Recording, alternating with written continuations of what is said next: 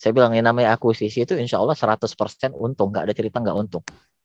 Pasti naik harga sahamnya, pasti gitu.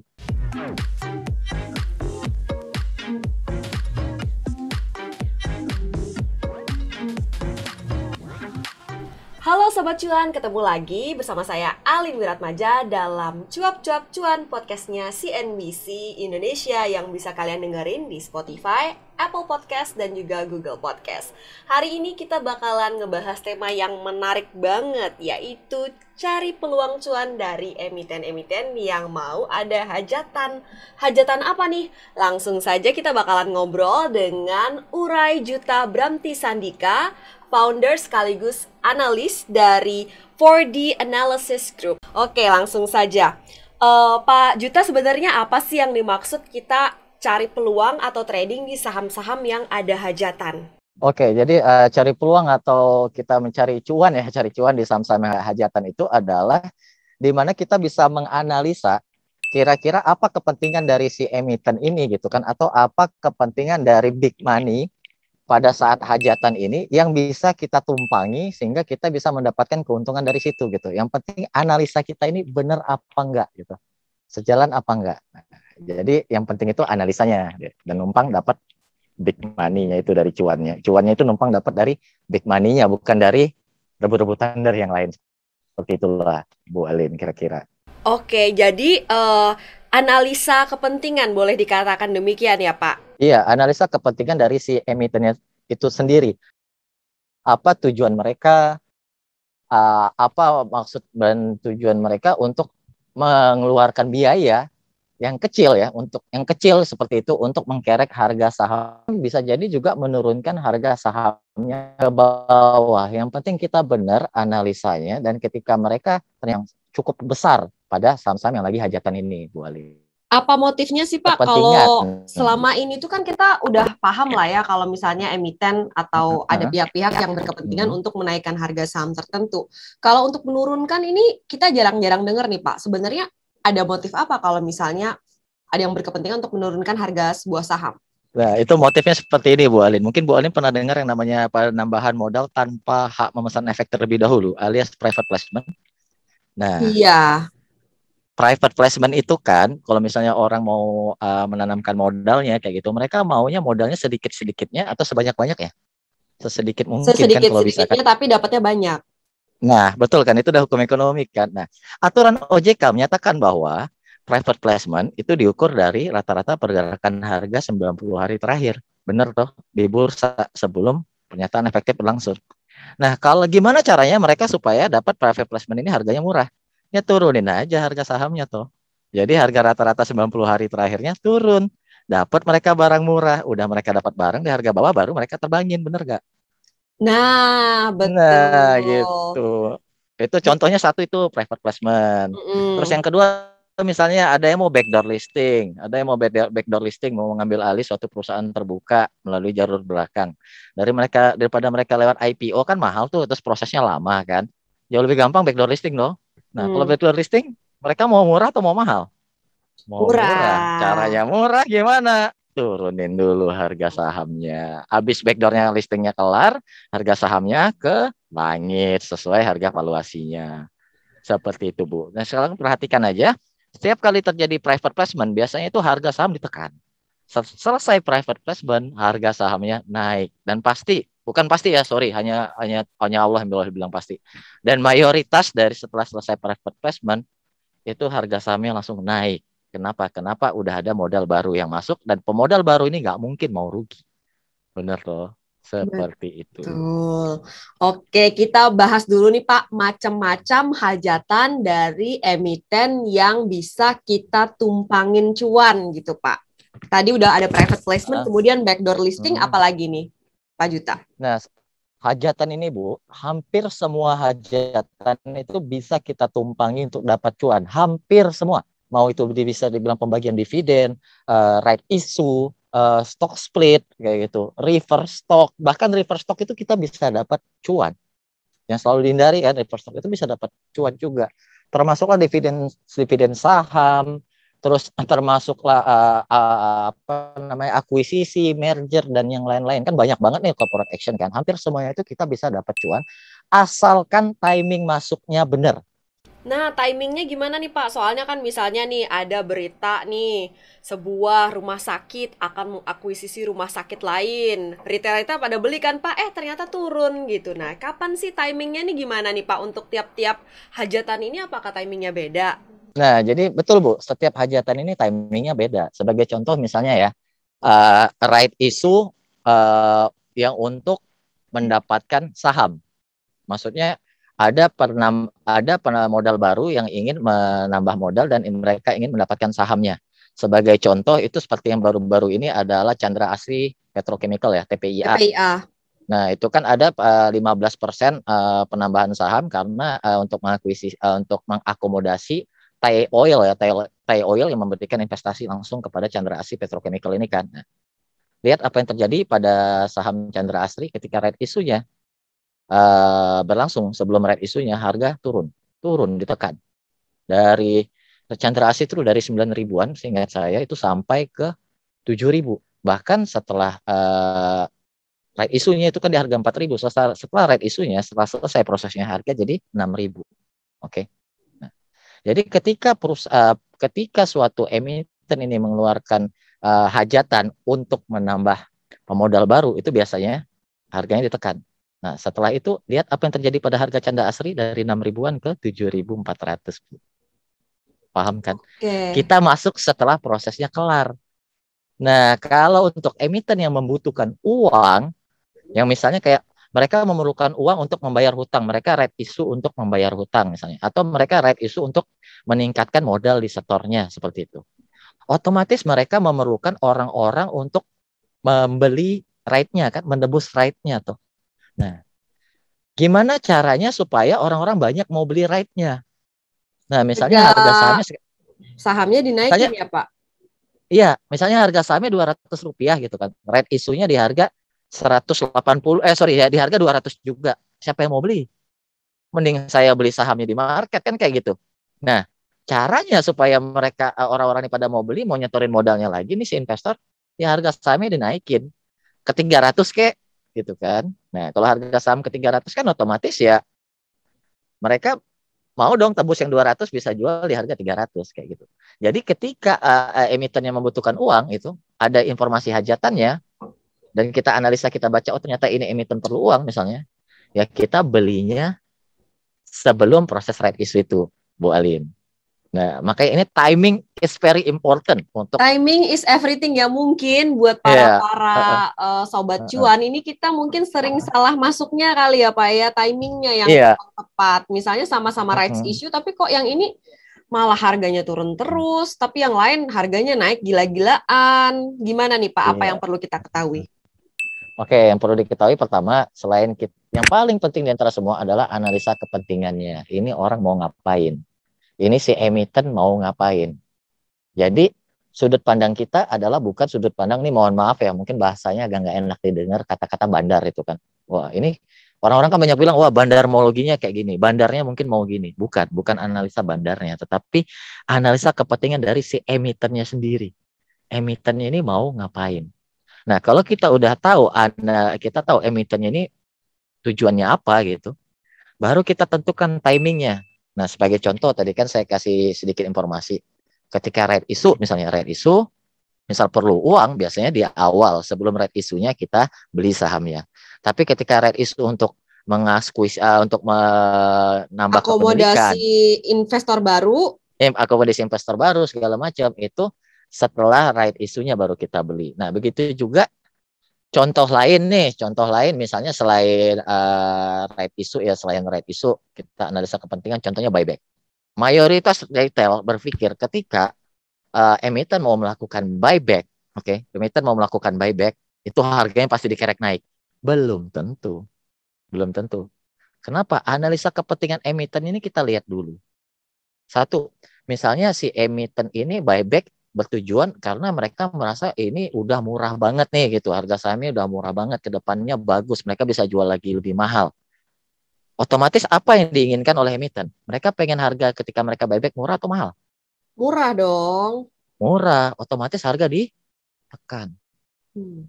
Contohnya Tapi Ramayana begitu Lestari beritanya Sentosa. muncul tuh sukanya kan retail-retail pada HK ya, naik kenceng banget tuh. Habis itu nyangkut di atas. Iya betul. Nah, kecuali kalau kita tahu tujuan buyback-nya itu adalah strategis untuk mengurangi jumlah saham yang ada di bursa misalnya. Kenapa? Karena udah ada pemegang saham pengendali. Pemegang saham pengendali di harga bawah. Mereka pengen meningkatkan harganya dengan cepat. Otomatis dengan buyback itu mengurangi supply barang yang ada di bursa kan. Nah, Betul. di saat buyback muncul, di saat itu kita beli. Tetapi kalau misalnya mereka bertujuan, emiten ini bertujuan untuk mendapat keuntungan di masa depan, buyback yang harganya pasti ditekan. Sebagai contoh, dua kakak adik, Ramayana dan Matahari Department Store. Ramayana tujuannya adalah mereka tahu fundamental mereka kuat, mereka lebih cash gitu kan. Mereka yakin ke depannya bagus, makanya mereka pengen dapat semurah-murahnya. Padahal dana buybacknya itu kalau dirata-ratain mereka bisa membeli harga saham sampai di harga 900 per lembar. Tapi kenyataannya adalah harga ditekan bahkan sampai 500-an kemarin. Dan mereka Makanya terus susah melakukan banget buyback di geraknya, bawah. lama banget kayaknya ya, Rals gitu. Ya, dan Rolls informasinya ya silahkan dihitung, dana buybacknya udah mau habis. Jadi otomatis bentar lagi harganya ke atas Rolls. Karena kan emitennya nggak mau rugi dong dari buyback di 650-an kayak gitu. Nah, sementara Matahari kebalikannya, ada pengendali baru Aurik Digital masuk melalui proses voluntary tender offer yang tidak wajib di harga 1530. Setelah masuk, mereka jadi pengendali utama untuk meningkatkan harga saham dengan cepat. Caranya gimana? Mengurangi supply. Benar kok. Nah, untuk mengurangi supply market apa dari barang yang ada di pasar ini, kalau pakai duit sendiri sama pakai duit orang, lebih enak pakai duit orang atau pakai duit sendiri, Mbak Alin? Duit Lebih orang enak pakai duit orang. dong. Jelas. Kalau kayak gitu, daripada pakai duitnya si pengendali, lebih bagus pakai duitnya emiten dong. Kebetulan si Matahari kan cashnya masih tebal tuh. Hmm. Dikeluarkanlah buyback. Matahari buyback kan sampai harga 3040 kan. Lihat yang terjadi pada Matahari ketika pengumuman buyback dikeluarkan, harganya terbang dari 1.700-an sampai 3.100-an. Beggar itu, hampir beggar, sebentar aja sebulan. Alhamdulillah ya di grup kita banyak party dari analisa corporate action doang ini, Mbak. Analisa corporate action nih penting banget berarti untuk kita pahami juga ya. Nah, belakangan Iya. ini kan banyak emiten yang terutama perbankan yang butuh untuk meningkatkan modal inti. Nah, peluang apa nih bisa diambil dari perbankan-perbankan yang lagi hajatan rights issue rame-rame nih? Nah, peluangnya adalah sebelum mereka mengeluarkan prospektus right isunya itu, Mbak, di harga berapa, misalnya harga strike-nya di harga berapa, itu kita udah beli dulu gitu. Nah, jadi sekarang untuk perbankan-perbankan mini yang lagi yang mau red issue ini, saya pikir momentumnya udah lewat, Mbak, karena informasinya itu rata-rata udah keluar. Hampir semua perbankan mini itu udah keluar. Mau di harga berapa, mau apa istilahnya, mau butuh dana berapa, itu udah keluar. Nah, jadi udah agak terlambat sih, Mbak, kalau untuk perbankan mini itu gitu. Dan kemudian rights issue kayak Jumbo yang kayak Hah? punya BRI itu juga ternyata tidak mengerek harganya juga ya. Apa yang perlu kita pahami nih Pak Juta? Mungkin buat kita yang awam-awam Mm-mm. kita kirain setiap yang rights issue oh bakalan naik nih gitu. Nah, ini sebenarnya agak sedikit ribet ya kalau saya jelasin agak panjang lebar nih. Cuma Mm-mm. pada intinya adalah yang perlu kita pahami itu analisa kepentingan tadi kan satu. Terus yang kedua timingnya tadi. Nah, yang ketiga ini kedepannya kira-kira gimana? Nah, ini yang harus benar-benar kita pahami. Kedepannya gimana? Apakah masih ada kepentingan di depannya? Nah, sebagai contoh nih BRI tadi kan. Ya. BRI dengan bergabungnya Pemodalan Nasional Madani, PNM dan Pegadaian gitu kan. Di mana mereka right issue di harga 3.400. Kira-kira dengan masuknya dua ini kita hitung-hitung pakai valuasi ya. Valuasi fundamental, valuasi arus kas, pertumbuhan ke depan segala macam ini agak ribet lah kalau saya jelasinnya gitu. Tapi pada intinya seperti itu. Masih bagus atau enggak ke depannya pertumbuhan dari si BRI ini. Harusnya Kayak masih gitu. bagus. Nah, kalau saya pribadi bilang, saya juga sarankan kepada teman-teman di grup tebus right isunya. Tetapi bukan kita berharap dalam waktu 1 hari 2 hari naik. Enggak, kita Bukan enggak cuan berharap itu. instan ya Pak. Bukan. Tetapi tunggulah laporan ketika laporan keuangan mereka telah terkonsolidasi. Jadi ketika si PNM sama Pegadaian ini laporannya sudah terkonsolidasi di BRI dan lihat nanti ternyata benar meningkatkan kinerja. Kalau saya yakin sih benar meningkatkan kinerja. Kenapa? Pegadaian tuh untungnya luar biasa. Ketika diintegrasikan ke BRI insya Allah itu akan meningkatkan kinerja luar biasa. Nah, Marginnya juga ketika itu gede kayaknya harusnya ya Pak ya. gede, gede. Nah, nanti ketika laporan keluar itu, laporan keuangan itu keluar, mungkin di laporan keuangan tahun depan ya, Maret ya, kuartal 1 itu keluar kan laporan keuangan tahunan itu. Ketika orang ngelihat, wah benar ternyata hasil red isunya bagus bertumbuh, barulah market akan merespon dengan sangat bagus kayak gitu. Oke. Nah, Pak Juta, nih ada juga nih yang partial delisting. Mungkin Sobat Cuan baru dengar akhir-akhir ini nih. Nah, ini ada ya. peluang apa kalau kayak gini? Menurut Pak Juta bisa dilirik apa enggak sih kalau partial delisting? Nah, partial, Menghilangkan saham yang dimiliki oleh pemilik lama. oke. Jadi kayak gini, uh, Bu Alin. Misalnya Bu Alin ini seorang pemodal gede gitu, punya duit misalnya 1 miliar. 1 miliar ternyata harga sahamnya selembarnya 1.000 rupiah gitu kan. Ada 1 juta lembar saham. Berarti duit 100 miliar, sorry, ada 1.000 lembar saham. Berarti kalau punya duit 1 miliar cuma bisa dapat, kalau misalnya lembar sahamnya ada 1 juta lembar, harga 1.000, berarti 1 miliar cuma dapat 1 juta lembar, bener toh? Betul. Nah, kalau harga sahamnya tetap 1.000 gitu, sementara jumlah yang beredar cuma 80.000 misalnya, Mm-mm. sorry 800.000, jadi Mm-mm. otomatis kan jumlah modal yang dikeluarin untuk membeli semua sahamnya jadi lebih sedikit. Mm-mm. Dengan kata lain, partial delisting mengurangi supply saham di market, mengurangi jumlah barang beredar. Hukum Harusnya membuat supply demand harganya sederhana. terkerek berarti ya Pak harusnya. Iya, supply demand sederhana aja Bu. Ketika supply-nya berkurang, demand-nya tetap, harga naik. Naik. Apa yang terjadi jika supply berkurang, demand meningkat? Nah, Harga meningkat dengan sangat pesat. betul. Nah, kenapa saya berpikiran bahwa demand akan meningkat jauh? Karena ketika si emiten yang di partial delisting ini, yang di partial delisting ini keluar gitu, tidak merecoki lagi gitu kan dari perbankan ini nih gitu. Nah, perbankan ini kan perbankan yang hype, ngejarnya segmen yang sekarang lagi booming nih. Bonus demografi kita kan di umur 20-30. Kedepannya perbankan ini insya Allah bakal jadi salah satu yang paling gede gitu. Jadi Iya, market pasti akan merespon positif dengan adanya partial delisting itu gitu. Dan I see. terbukti setelah pengumuman partial delisting harga sahamnya lumayan ya naiknya kayak gitu Lumayan. 5%. Betul, Jadi betul. kedepannya juga masih masih jauh itu. Kalau analisa kepentingannya masih jauh pergerakannya. Masih ada upside potensial berarti ya Pak ya? Oh jelas, ditambah lagi growth potensialnya juga masih ada. Gitu. Oke, ini belakangan yang juga ramai adalah aksi akuisisi. Tadi udah kita bahas emiten rumah sakit, kemudian juga emiten telco. Lagi ramai ya Pak, merger dan akuisisi. Nah, ini kayak Iya. gimana kita bisa mencari peluang untuk kita mencari-cari cuan nih Pak? Nah, kalau untuk akuisisi itu Bu, saya udah bilang pada waktu kelas corporate action saya pada waktu itu free saya adain untuk semua gitu kan. Ada di YouTube juga. Saya bilang yang namanya akuisisi itu insya Allah 100% untung, nggak ada cerita nggak untung. Pasti naik harga sahamnya, pasti gitu. Nah, mungkin di awal-awal ditekan-tekan dulu lah supaya mereka sempat ngumpulin gitu kan, mereka yang big playernya sempat ngumpulin dulu apa semacam, habis itu ya diangkat. Sebagai contoh kemarin Excel ya, Excel ketika udah clear akuisisinya sama Linknet, nah, terbang dia harganya, break dia resisten psikologisnya itu di 2.900 kayak gitu. Nah, terus apalagi ya yang akuisisi dan itu akuisisi contohnya. Kalau merger itu ya seperti kita tahu kayak BRI Indosat. Syariah, Indosat apa segala macam naik harganya. Jadi kalau ada informasi merger dan akuisisi walaupun itu belum terjadi, kita bisa numpang dari awal. Kita numpang dari awal ya Timingnya, Pak ya. Pas iya, udah selesai kita timingnya keluar. pas sudah selesai ya nggak perlu Bu. Tahan Hmm, terus seperti Bank BRI Syariah itu kan prosesnya lama itu. Ada sekitar 8 bulan, tetapi keluar 8 bulan dari situ 2.000% kan? betul. dua Tapi ribu ternyata persen. nggak kempes juga sahamnya ya Pak. Berarti di sini apa kita Iya. perlu ngerti teknikal juga gitu Pak. Jadi kita bisa trend following gitu Pak. Iya jelas kalau technical itu kan membantu kita untuk mendapatkan titik entry terbaik dan titik exit terbaik kayak gitu. Tetapi bagaimanapun technical ini tetap kalah sama kepentingan. Kalau udah ada kepentingan, technical bilang ini resisten, misalnya resisten harga 1.000 gitu, tapi ada kepentingannya misalnya 1.000 kemurahan kalau udah terjadi akuisisi.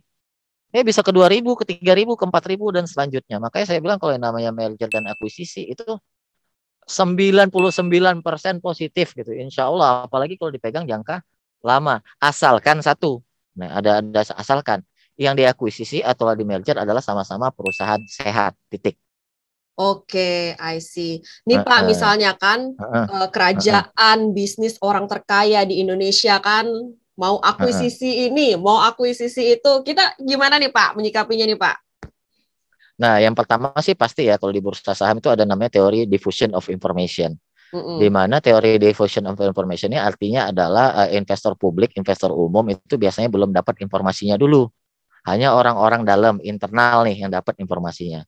Nah, tetapi teori diffusion of information ini bisa terlacak dari technical, di mana tiba-tiba ada volume gede yang masuk ketika harga nggak kemana-mana.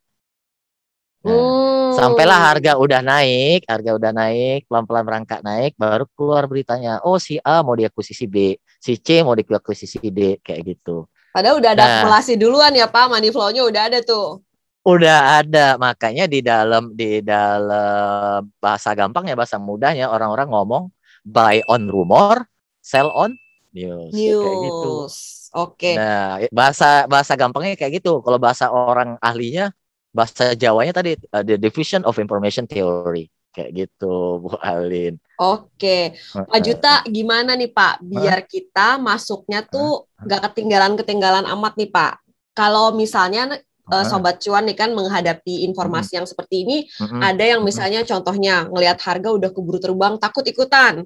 Ada juga mm-mm, yang ikutnya telat, jadi udah mm-mm, tinggal cuci piring doang. Nah, mm-mm. gimana nih Pak, biar kita itu masuknya sebelum pestanya pecah banget dan udah keluar sebelum pestanya berakhir. Nah, kalau saya pribadi itu Bukan ya, pasukan apa, jadi kita tuh nggak jadi pasukan ini Pak, pucuk-pucuk boncos gitu Pak. enggak. Jadi gini, kalau saya pribadi itu istilahnya, saya kan nggak pernah percaya kepada siapapun di bursa 100%, nggak pernah gitu. Bahkan istilahnya walaupun saya tahu persis si A ini adalah big money-nya kayak gitu, si B big money-nya, saya nggak pernah percaya 100%. Tetapi ada satu hal yang saya percaya kayak gitu. Terserah ini orang mau ngomong apa kayak gitu kan, terserah informasinya atau rumornya mau ngomong apa. Tapi ketika udah kelihatan ada money inflow di dalam chartnya tersebut yang mendorong harga naik sedikit ke atas, di saat itu saya tahu ini efeknya positif. Sebagai contoh, satu grup itu kita kemarin party di Hexindo Adi Perkasa. Yang Hexa. mau bagi dividen ya Pak, mantap banget Iya, dividen yieldnya ya. iya, dividen yieldnya mantap banget. Alhamdulillah kita nggak sampai sebulan ya, nggak sampai sebulan gainnya luar biasa. Itu hanya gara-gara chat mengatakan buy. Jadi pada waktu itu kayak teman-teman dari satu grup gitu ya. Ini sebagai saya beriin informasi ini sebagai mindset juga untuk bagiin mindsetnya. Ya teman-teman satu grup waktu itu saya bilang, ayo silakan kumpulkan emiten-emiten apa yang akan melakukan uh, apa tadi Aksi korporasi melakukan Pak, atau agenda, aksi ada korporasi agenda gitu ya Pak ya. ya yang akan melakukan hajatan yang persentase kita bisa dapat keuntungan itu gede banget, yang bisa di atas 90%. Semuanya sepakat adalah dividen. Oke.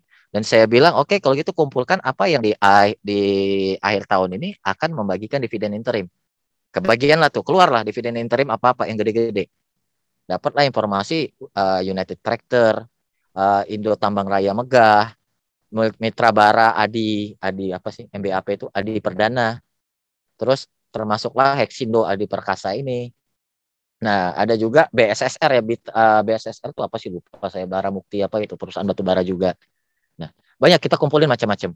Dan pada waktu itu saya bilang, caranya untuk trading di yang untung, saya bilang pada waktu itu adalah beli beberapa hari sebelum dia RUPS. Lebih bagus lagi beli pas pengumuman RUPS-nya keluar. Nah, terus teman-teman pada itu nanya, Pak, saya dapat dari mana informasi ini? Gampang. Buka www.idx.co.id/keterbukaan informasi. Setiap hari diposting tuh panggilan RUPS, panggilan red issue, prospektus ke depan, informasi bantahan, misalnya ada rumor-rumor dibantah di situ atau rumor-rumor dibenerin di situ, itu setiap hari, every single day ada informasi di situ. Nah, dan kita cari-cari dapat waktu itu Hexa RUPS 17 September. Nah, terus teman-teman nanya pada itu, Pak Juta, boleh nih beli? Ya belilah, itu udah pasti RUPS, saya bilang. Kira-kira berapa dividennya Pak Juta? Ya kita pakai teori korelasi aja. Jadi setiap tahun kan si Hexa membagikan sekitar 80-90% dari laba bersihnya. Jadi kita panggil rata-rata ya saya bilang ya sesial-sialnya 450-500 rupiah per lembar dapat nih saya bilang. Nah, terus pas habis keluar pengumuman itu besoknya harga Hexa-nya naik 4%. Naik 4%. Di harga ditutup di 3.600. Nah, terus saya bilang teman-teman ya udah ayo masuk 35, 36, oke, no problem kayak gitu. 34, 35, 36 no problem, sampai 4.000 juga masih oke saya bilang. Asalkan sebelum RUPS harganya nggak lebih dari 4.000. Saya sampaikan pada waktu itu. Nah, ternyata 2 hari sebelum RUPS harganya udah nyentuh 4.000 dan saya bilang teman-teman, oke stop, kita stop beli. Stop beli, tunggu RUPS-nya. Setidaknya kita udah ada margin of safety toh. Jadi pas Betul. pengumuman informasinya keluar, misalnya RUPS menyatakan tidak jadi, turun pun harganya, kita paling balik modal, nggak Mm-mm. rugi. Mm-mm. Nah, dan ya puji Tuhan, syukur alhamdulillah informasinya keluar gitu kan, ternyata bagikan dividennya 2 kali dari yang satu grup pikirkan. Kita kan mikirkan 500 rupiah, Betul. ternyata 1.000 rupiah kan, 1.069 rupiah. Terbang ke 5.000. Alhamdulillah gitu kan, semua bilang alhamdulillah, terima kasih kayak gitu Bu. Betul, jadi itu ya pantengin terus agenda keterbukaan informasi di situs IDX ya Pak ya. Jadi Iya. sebenarnya keuntungan bisa diperoleh oleh Sobat Cuan ini dari capital gain ya Pak, kenaikan harganya. Tapi kita nggak usah nunggu sampai kumdet berarti ya Pak ya, karena biasanya kan terhempas tuh habis itu ya, dividen ya Pak, ada dividen trap ya Pak ya. Ya, jadi gini, kita kan bisa lihat juga dari sejarahnya. Jadi kan kalau di technical itu kita bicara ada 3 prinsip technical kan. Yang nomor 3-nya adalah history repeat itself. Sejarah selalu berulang. Nah, maka dari itu kita tinggal lihat di chartnya kan. Sayangnya sejarahnya Hexindo Adi Perkasa ini selama 5 tahun ke belakang itu selalu dividen trap. Habis bagi dividen besoknya dibanting. Nah, saran saya pada itu saya bilang teman-teman, 2 hari sebelum comeback kita keluar. 2 hari sebelum comeback kita keluar. Kenapa? Biasanya pas comeback-nya juga dibanting tuh harganya. Udah turun. Nggak dibanting ya, udah turun kayak gitu. Udah nggak dapat titik maksimal. Jadi 1 hari atau 2 hari sebelum comeback kita keluar. Terus teman-teman bilang, Pak, udah 5.000-an ini keluar sekarang juga nggak apa-apa sih katanya. Udah 30%. Alhamdulillah. Ya udah silakan saya bilang kalau merasa cukup. Gitu. Secukupnya ya Pak Cuannya. Ya, secukupnya. Pak Gitu. Juta, ini kita sudah mau habis, waktunya boleh kasih pesan-pesan untuk Sobat Cuan bagaimana bisa memanfaatkan peluang dari emiten-emiten yang mau ada hajatan. Yang pertama yang mau saya bagiin itu yang paling penting dan antara semua adalah di zaman sekarang ini, siapa yang megang informasi, itu yang dapat keuntungan paling pertama. Oke, mungkin kita bukan di lingkaran pertama ya, bukan di lingkaran kedua apa segala macam, enggak. Tetapi informasi zaman sekarang begitu gampangnya didapatkan. Nah, maksud saya sebagai pada Sobat Cuan semua, cobalah mulai dari sekarang rajin-rajin membaca. Nah, rajin-rajin membaca, rajin itu membaca koran-koran seperti ya maybe Investor Daily, Bisnis Indonesia, Kontan. Terus lihat-lihat lah YouTube kayak CNBC kan selalu tuh ada rumor perusahaan ini. Nah, ada informasi kira-kira perusahaan ini mau begini. Nah, ketika ada rumor itu diembuskan entah itu media ataupun dari manapun lah, lihat chartnya. Benar nggak ada money inflow-nya? Benar nggak ada kenaikannya? Kalau benar, ikutanlah. Ikutan mumpung partinya belum mulai. Nah, jangan partinya udah mau selesai baru datang jadi tukang cuci piring. Itu satu, rajin-rajin membaca. Dan yang kedua, jangan 100% percaya juga dari yang kita baca ini. Selalu lakukan cek dan recheck. Cek dan rechecknya tadi dengan baca di IDX kan keterbukaan informasi. Terus yang kedua, lihat dari grafik harganya. Misal teman-teman belum ngerti nih cara baca grafik harga, tanyalah kepada orang yang ngerti. Benar nggak ini ada akumulasi? Benar nggak ini ada money inflow-nya kayak gitu? Kalau benar, ya udah tinggal ikutin. Dan yang ketiga, jangan lupa berdoa. Semoga sesuai harapannya. Karena ada juga kan kejadian kayak gudang garam kan tahun lalu nggak bagi dividen terus langsung dibanting kayak gitu. Ada lah yang namanya itu biasanya ada kejadian tidak terduga. Itu aja sih pesan saya. 3 itu. Rezeki seizin Wah, Tuhan ya Pak Juta. Terima kasih iya, banyak waktunya untuk cuap-cuap cuan. Sehat selalu. Ya itu tadi perbincangan kita dengan Uray Juta Bramti Sandika, founder sekaligus analis dari 4D Analysis Group mengenai peluang cuan dari emiten-emiten yang mau ada hajatan. Semoga bermanfaat ya buat Sobat Cuan semua. Dengerin terus podcastnya CNBC Indonesia Cuap-Cuap Cuan di Spotify, Apple Podcast, dan juga Google Podcast. Saya Alin Wiratmaja undur diri, sampai jumpa, bye!